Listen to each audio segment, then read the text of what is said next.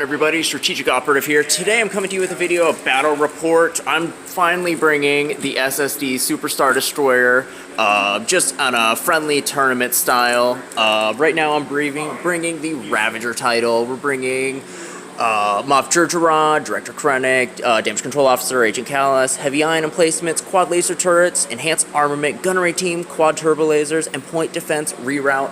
I'm also bringing in 2 regular TIE Fighters. We're also bringing in the VT-95 Decimators Marina Key, and of course another VT-49 Decimator. I'm not sure how this fleet or how these squadrons are going to work well with the SSD, but I've sort of been doing some play testing and I want to see how that goes. So for my opponents, we come right through here. We are running an Odana build, and we have a lot. Oh dear, the worst thing in the world, bombers. We have 4 B-Wings, we have Wedge Antilles, we have a CR-90 Corvette B, a CR-90 Corvette A, a GR-75, and we have a MC-80. This is going to be nasty. Strategic Advisor. We're also running Dutch and Jan. Ooh, this is going to be a fun build to play against. It's definitely focusing on squads, so we're going to see how my anti-squadron capability is actually going to work, even though the SSD I built was primarily based for ship-to-ship combat. So my goal here is to get past his squadrons real quick and into his ships as quick as possible. We also played We played Superior Position, so he's going to be setting up his fleet first, and we'll go from there with the first round. All right, so we are just starting turn 1. Here is our setup and deployment. He had Superior Position, so he had to place all of his squads and ships down first.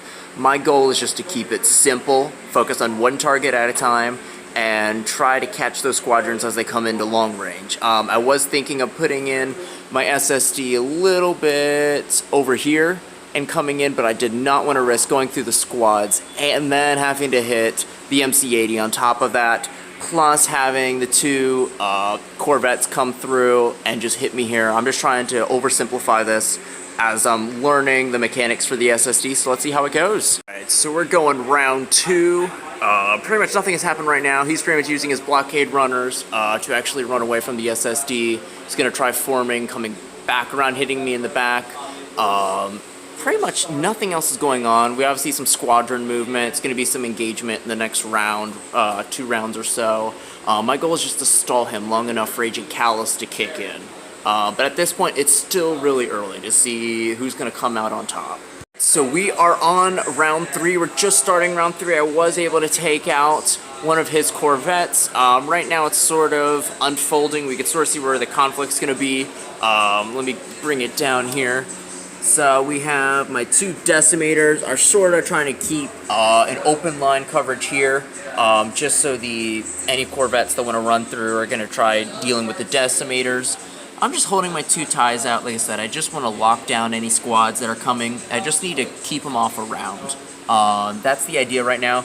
He's holding back his MC-80 and his GR-75, but his squadrons are going to do some massive damage in the next few rounds, so I got to be preparing myself for that. So let's see how the round goes. Alright, just starting round 4. Definitely the SSD has taken a lot of damage on the front with those bombers being very deadly. He's had 4 B-Wings just unleashed, 1 black die, 1 blue dice, and Bomber Command Center using the GR-75. It's just nasty. I haven't taken any damage cards yet. I still have 1 shield on both my left and right. I have 2 on the front, and my back 3 are doing okay. I think I've lost some just using the Moff Jerjerrod ability. He took out 1 TIE Fighter. Right now I'm just trying to lock him down for even just a half a round, locking down some squads. At this point it's going to be great. We are at long range. His MC-80 has me double arced, and the Corvette right here is CR-90s taking some damage, but still running at full capacity. So we are actually starting round 5 here. Definitely the SSD. I want to say ISD, but the SSD has been taking some massive damage by the bombers. Actually I haven't been able to take out any of his bombers yet, but they are on their last, well, there's a few that are hurt, but most of his bombers are doing pretty well. He was able to take out another TIE fighter, so I was able to hold out a little bit, him focusing on my TIE fighter. But that's sort of come to an end here. I just have 2 demos. It's actually decimators, but those are the squadron demos essentially. He is in medium range with his MC-80, and also he has his his GR-75, which is in long range of me. So either way, I'm gonna be able to take a pop shot, and we'll see how it goes from here. From this point on, it's very, very critical, the order of activations, what to attack first, command dials, and also placement. Alright everybody, so we're still on round 5. The SSD is just about to attack the side hull of the MC-80. If I can get this in a one-shot, I instantly win the game, and I don't have to go through these ridiculous B-Wings, which are kicking my butt here. I don't know how possible it is, but I am at medium range, meaning I have to use all my dice. I have concentrate fire dials, so we're really going to see how effective the SSD is right now. So let's do our 5 red dice. For our front arc, we're going to do our 4 blue, so let's roll them. Okay, starting off with, I get an accuracy from my accuracy, so I'm just going to put that as a blue right now. 2 accuracies, we have 3, 4,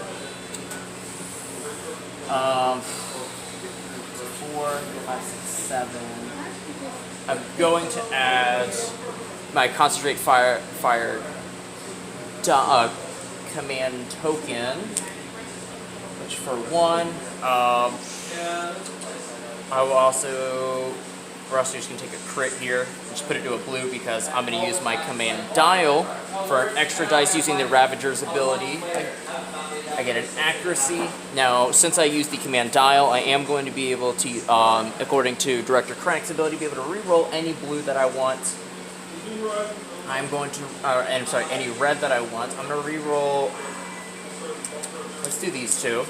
Reroll 2, and then I'll be able to reroll 2 with Director Krennic's ability using the Concentrate Fire command token. So the question is, I have 3 accuracies. I have, let's see, 4, 5, 6, 7, 8, 9 damage.